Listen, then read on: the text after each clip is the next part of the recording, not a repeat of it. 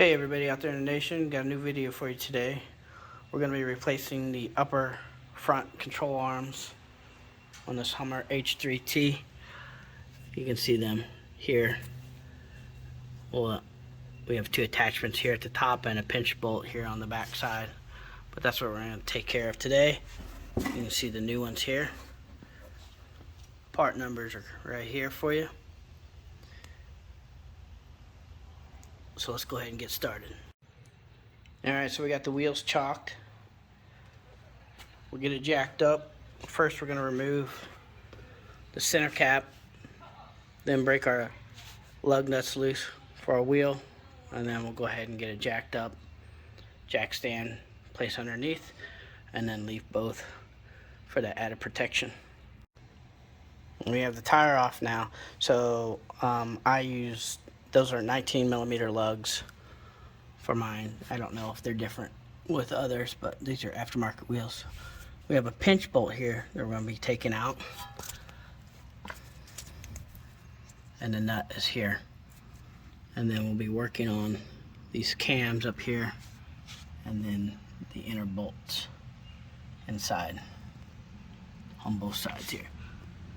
So I'm going to go ahead and throw a little penetrating oil on that and let it get started. First thing we're going to do is go ahead and remove this bolt, and then we're going to pop this plastic holder up and then drop our speed sensor off to the side, and then our brake line, relax it off of the control arm.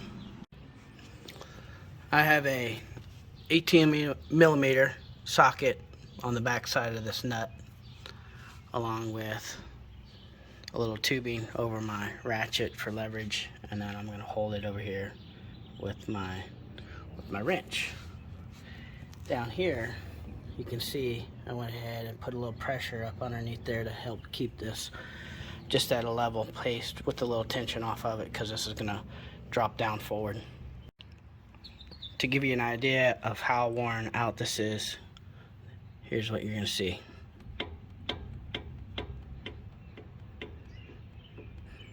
So that's very, very bad. I mean, there's a lot of wobble.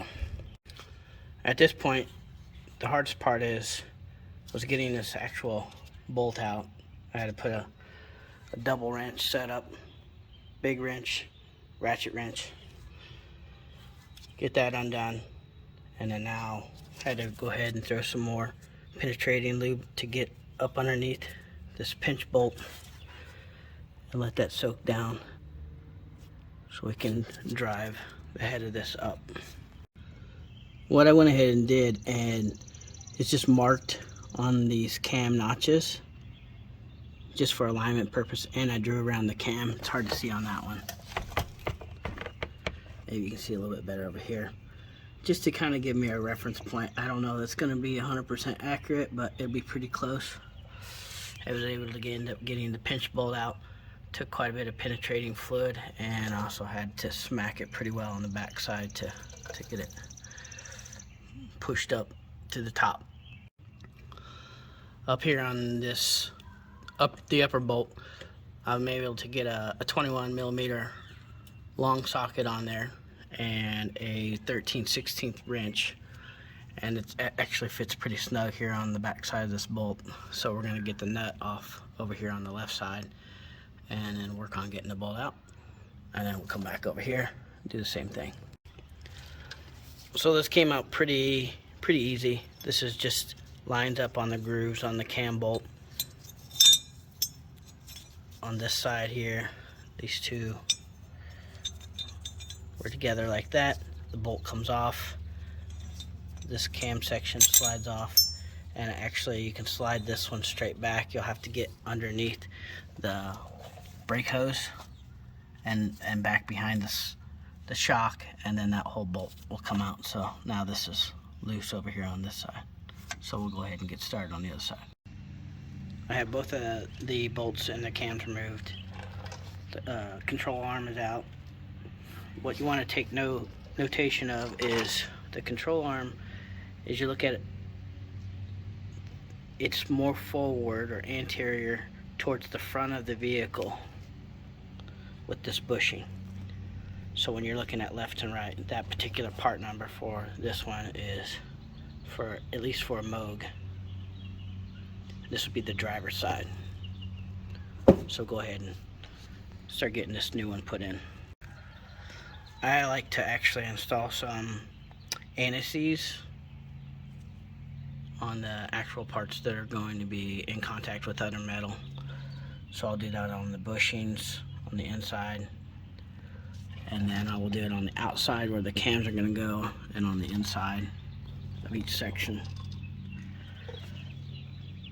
And then that way everything's got a nice coat on it, just for the sake of rust prevention. New control arms going in after we put the anti-seize on. We're just going to line up the holes and then put the bolt in from the back side, and then the nut back on again. I was able to get both of the bolts in from the back side, slide them in, start the nuts on them. Don't tighten them down yet. Go ahead and set your pinch bolt down inside, and then we'll get our our fastening bolt, tighten it down to our torque spec, and then we'll go back up here and actually adjust. So this can adjust the camber setting. So we'll kind of pull it back and forth until we line up with the markings that I originally drew, and then lower it down. I covered the bushing with a towel, and then I tap down with my hammer to make sure that this sit flush on the top of the housing. And then now we tighten this down to 51 foot-pounds, the 18mm socket on that pinch bolt. And yeah, I went ahead and put some anti-seize on the bolt and nut. So now we're going to come up here and do these upper bolts. I think they're 114 foot-pounds, so that's what we'll shoot for. I went ahead and snug my 21mm nut down. I was able to get the markings pretty close. I'm going to torque these at 114 foot-pounds on both sides, because I was able to get this one pretty well back into my original marking before I lower it down. Because if I lower it down, then it'll just change the settings altogether.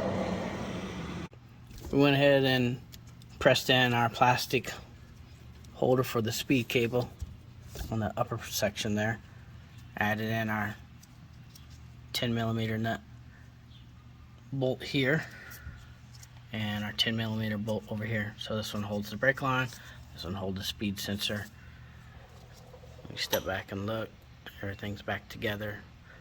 And this is where I was talking about, where the center is not 100% center, it's more anterior to the shock, so that's how you know left from right. I'll show you the part number for the passenger side, but we'll go ahead and get this wheel on and torque down. Alright, wheels on.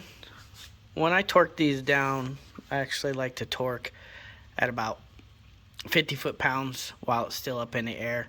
It's not going to spin on you because it's four-wheel drive locked. And then after I lower it down, then I'll go ahead and go to 100 foot-pounds. Then after I drive it for 50 miles or so, then I'll go ahead and re-torque all of them again, just to make sure they're at 100 again. So jack is gone, jack stand gone, wheel chock gone. We'll go ahead and put the cap on, and then I'll get started on the other side. Alright nation, that wraps it up for today. I'll have more videos again in the future. Feel free to like, subscribe, share, comment, and I look forward to doing another video with you guys. Thanks.